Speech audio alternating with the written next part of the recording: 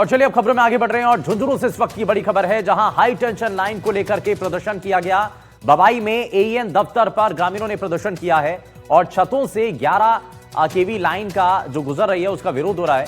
वहीं high tension तार को भूमिगत करने की मांग की जा रही है और अधिकारियों का 15 फरवरी तक काम शुरू करने का आश्वासन भी अधिकारियों के द्वारा दिया गया है, लेकिन इस भरोसे के बाद भी धरना जो है स्थगित कर दिया गया है। फिलहाल तय वक्त पर काम शुरू नहीं होने पर आंदोलन की चेतावनी दी गई है। तो फिलहाल ये जानकारी जहां पर बताया जा रहा है कि हाई टेंशन लाइन जो है वो गुजर रही है और उसको लेकर के लोगों में खतरा बना हुआ है, डर है। हालांकि लाइन को जो है शिफ्ट करने की बात सामने आ रही है, आश्वासन भी मिला है, लेकिन तय वक्त पर काम शुरू नहीं होने पर आंदोलन की चेतावनी फिलहाल दी गई है। लेकिन हाई टेंशन लाइन को लेकर के ये प्रदर्शन की तस्वीरें सामने आई हैं। जो मजबूरी हो हमारी मांगे पूरी। बताओ ताला कहीं दे लिया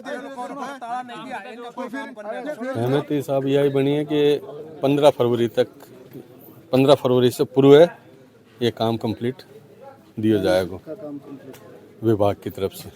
संतुष्ट के करना तो भाई काम होने से मतलब है, स्थगित किया है, समाप्त नहीं किया।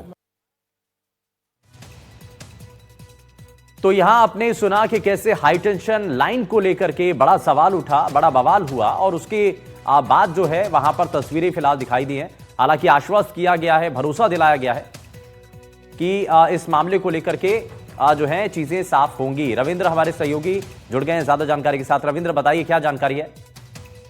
बिल्कुल, खेतड़ी के जो बबाई कस्बे में घरों के ऊपर से जो लाइन गुजर रही थी उसको भूमिगत करवाने की मांग को लेकर ग्रामीणों में काफी गुस्सा था। कस्बे की जो बिजली निगम की सहायक अभियंता कार्यालय पर बड़ी संख्या में ग्रामीण एकत्रित हुए और निगम के खिलाफ जमकर नारेबाजी और विरोध प्रदर्शन किया। प्रदर्शन के दौरान जो पुलिस ने स्थिति को वहां पे संभालते हुए 5 लोगों के प्रतिनिधि मंडल को अंदर जाकर अधिकारियों से बातचीत करने की अनुमति दी, लेकिन प्रदर्शनकारी से संतुष्ट नहीं हुए। आक्रोशित ग्रामीणों ने कार्यालय के गेट को धक्का देकर भीतर प्रवेश करने और एईएन कार्यालय के सामने धरने पर बैठ गए। ग्रामीणों ने बताया कि 15 अगस्त को एक दर्दनाक हादसे में 22 वर्षीय युवती मुस्कान की मौत हो गई थी। बताया जा रहा है कि मुस्कान अपने घर की छत पर कपड़े सुखा रही थी, तभी ऊपर से गुजरी 11 केवी की जो लाइन थी उसकी चपेट में आने से उनकी मौके पर ही मौत हो गई।